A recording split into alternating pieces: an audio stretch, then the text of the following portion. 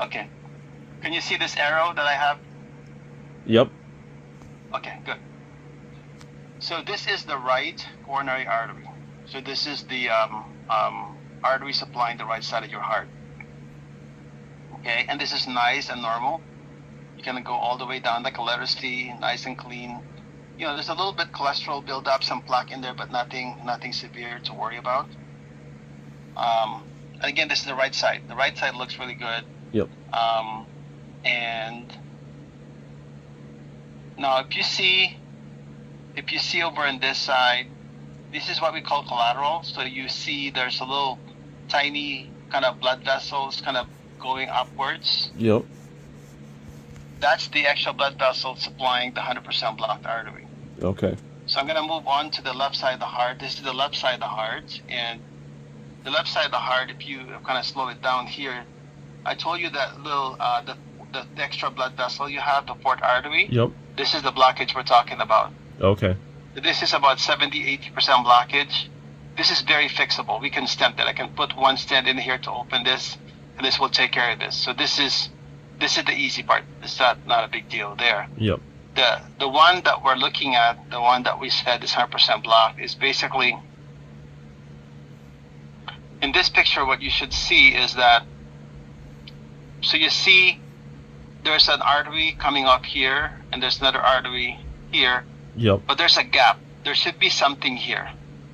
Okay. So there should be a dye. There should be a blood vessel that's going to go like this, and it's gone. You don't see it in this picture. So that is the one that's 100% blocked. And then if I were to move to the next picture, Dr. Curran did a great job in taking multiple pictures, so we kind of have a good look at that artery. So in this picture here, what you see, I'm going to just kind of pause this. So this is the artery that we talked about, the 70-80% block that we can stent, so not a problem. Yep. But this artery here, you can see coming up here, this one should be connected all the way here. Okay. And this is the blockage that we're talking about. So what we're trying to do here is we're going to try to open this artery, from here. So kind of, if you look here, there's a little spot here where there's nothing comes up. And so we're going to try what we're going to try to do is we're going to try to see if we can put a wire down from this artery. Yep. And get it all the way down to connect to this other part of the artery. So think of the artery as missing a big chunk in the middle. And so what the procedure really entails is that we are going to cross a 100% blocked artery. So think of it like if it's a road, you're on a road that is probably covered with trees. And Yep. there's a bridge somewhere out there, and it's dark. And your job is to sort of locate the bridge in the middle of the forest when it's dark with all the trees. Okay. And so you say, well, how do you do that? I mean, number one, we don't do it blindly, obviously. That's not safe. So what we do is we do like this. We do the angiogram, and we actually follow the direction of where the artery is supposed to be. So it kind of gives us some idea in terms of where we're going to be going based on where the other end of the artery is located in this picture. Okay. And so this procedure, this is like a stent procedure we're doing. The difference with this from the regular angiogram is this is more involved, more complicated, and then more high risk. So I'll explain to you what that means. A regular angiogram, if I were to just stent this other artery that we talked about, the 70-80% blockage here, it will just probably take me about 10 minutes, 15 minutes to open the artery, stent, and be done with the case. And it's very easy because I can see where I'm going.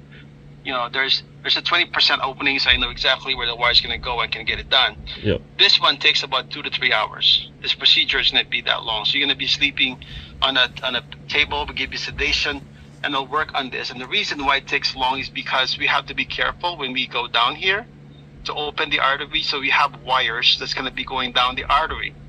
And this is the other picture of that. So if you look at this picture, this is the other end of the artery. So what we're trying to do is we're trying to connect from this end to this end. And so it's kind of a long area. And the reason it takes 2 to 3 hours is because I work really slow, trying to be careful. When you advance a wire down a 100% blocked artery, there's a risk that the wire could get out of the artery and can cause bleeding around the sac of the heart. Okay. That's an inherent risk of a procedure. That's part of the risk of trying to open the artery using wires and balloons. But again, that we can mitigate the risk by doing it slowly and using X-rays and taking multiple shots. And so that's what I do. That's what I specialize. I'm the only one in our group who kind of does this kind of procedure, and it's done in a special day. We do it in a day where, that's all I do. I don't do anything else. My responsibility is basically taking care of you, and then I can spend 2 or 3 hours, typically about 2 or 3 hours kind of time it takes to kind of open that. Okay. And so typically in this procedure, I go to the right wrist and the right groin. So I have to be able to take a picture of the heart from the top. So I inject the dye. I can take a look from here. I inject from the leg, and I can go take a look at the other end from this side, so I can see both ends and exactly know where we're going. Okay. And in terms of what to expect from your end, basically it's you're going to be sleeping during the procedure, and then afterwards the bed rest is probably about 2 to 4 hours to monitor you for any signs of bleeding. Okay. Yep. And then our success rate, so our ability to open a blocked artery like this, is about 75 to 80%. So it is not 100%. There's really no such thing as 100% being able to open blocked arteries, because some arteries are full of calcium. Some arteries have so much scar tissue that we can't even penetrate with a wire. Okay. The benefit for you is you're young. So you're young, and I don't see a lot of calcium. So hopefully the artery is soft, that when we get the wire down, it's just gonna find the we call that micro channel, so we can find the connection and then get down and open the artery. Okay. But again, it's not 100% success rate. It's really the ability. I would know how much we're going to be able to open this based on how the artery behaves when I first go in there. So like when you go in a procedure, like you say, let's do it. When we do this procedure, I have a plan in terms of how I'm going to be able to open this artery. I know the risk that is involved with the risk of bleeding, perforation, like creating a hole and bleeding, and those things we are aware of. But we work on this so that we could open it for you. And so it's possible that when you come in and have the procedure done, that we can open this in 2 or 3 hours. The other possibility would be that I could go in and open the artery and balloon the artery, but cannot stent, which means that we could get through the blockage, but not completely stent, and then have you come back in 2 more weeks to stent the artery. In other words, sometimes we do it in stages where we just balloon to open the artery, get more blood flow, and then come back and then finish the work. So Okay. that can be done, and we've done that, and that works for some patients. But so really, this discussion is just you understanding what we're trying to do. Okay. And again, I'm not taking away the open heart surgery. I mean, it's going to still be there for you, Neil, as an option. But I thought, since you're young, and at least give us a chance to try if we can open this so that 80%. So What is the longevity of a stent? So when we open the artery, if we successfully open the artery, we balloon, we stent. This artery will probably require 2 stents. Okay. The stent itself is a very durable material, so the stent actually can last your lifetime. I mean, the stent doesn't really degrade, doesn't degenerate. But the real question here is, let me see 1 second here. How do I get back to the C?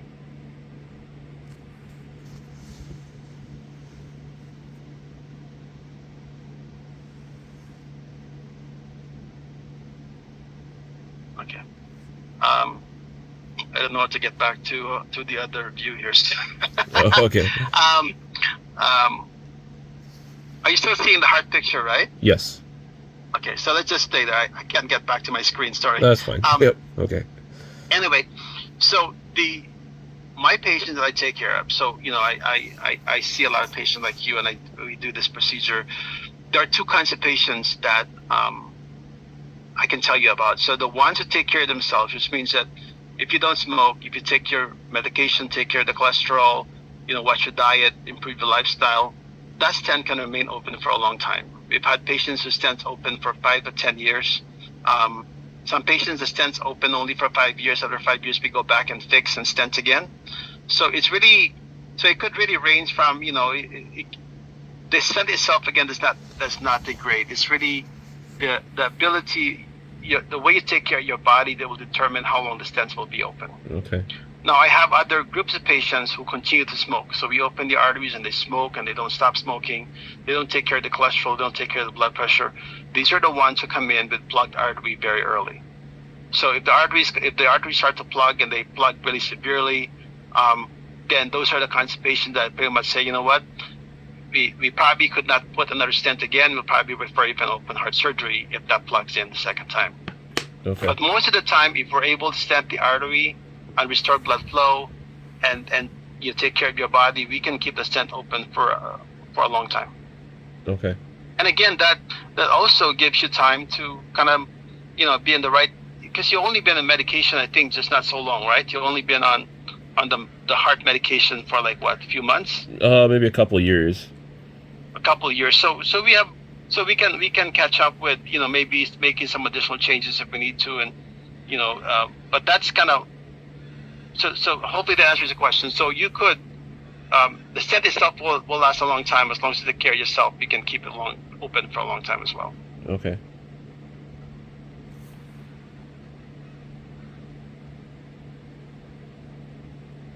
You guys have any questions otherwise? Anything else that?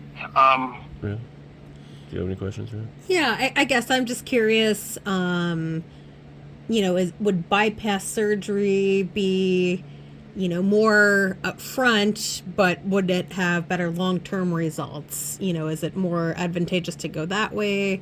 Would he potentially heal up from a bypass easier, because he's young? Yes, thank you. So the bypass standpoint, so when we bypass him, he could be bypassed with a mammary, which is an artery that is kind of behind the chest wall on the left side. So bypass, if you compare like the mammary artery that we bypass to the LAD and the stent, the mammary artery will last his lifetime. So if you want longevity, like for the rest of your life, the mammary will last your life, Neil. So it will last forever. Well, not forever, like, as long as you live. Yep. So that is the difference with the stent. So when you have a bypass and you got a mammary, that will be open for a long time. The upfront quote unquote cost of bypass surgery, you just have to accept the surgical part of it, the healing. But you're also right, he's young, and so you're probably gonna recover quicker. Typically you stay in the hospital for about 5 days, give or take, and then there's a again, depending how quickly you recover, maybe a month, give or take, where you're gonna have limited in terms of access, in terms of lifting and what you can do, because your chest's gonna be sore from being open. Yep.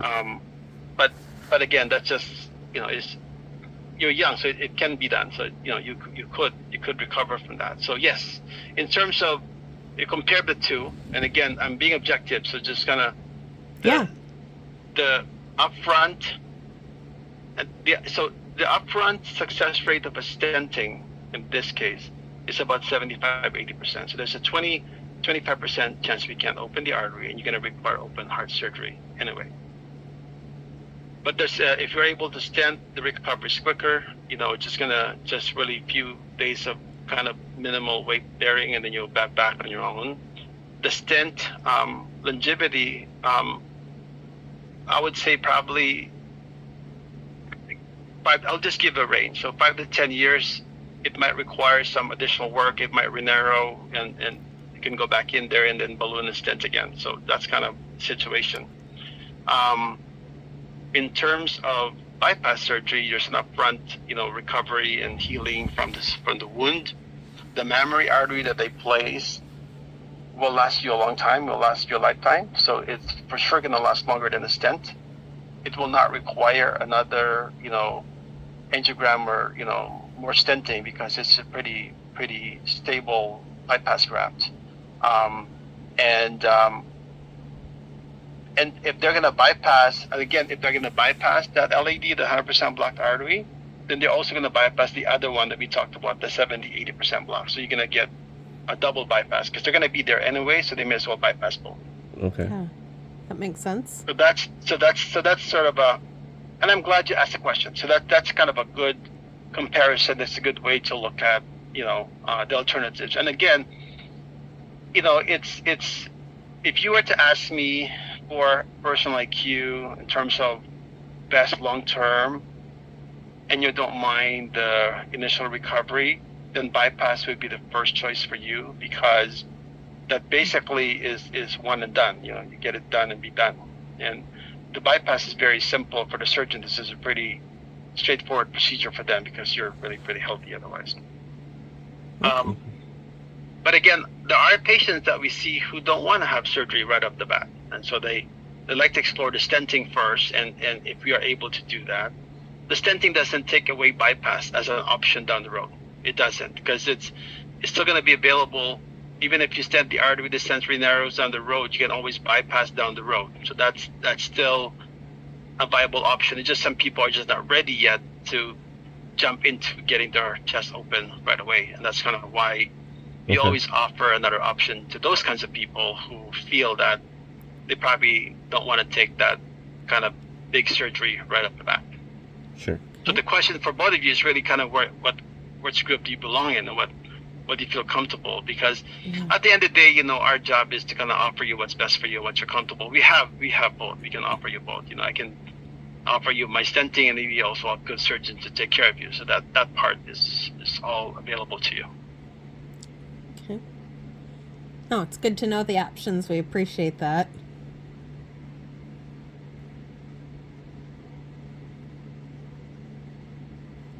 So yeah, I guess. So that basically sort of covers this visit. This is again, and again, I do like this visit, just kind of giving you the options for both, and you think about it. I mean, this is not urgent. This doesn't have to be done.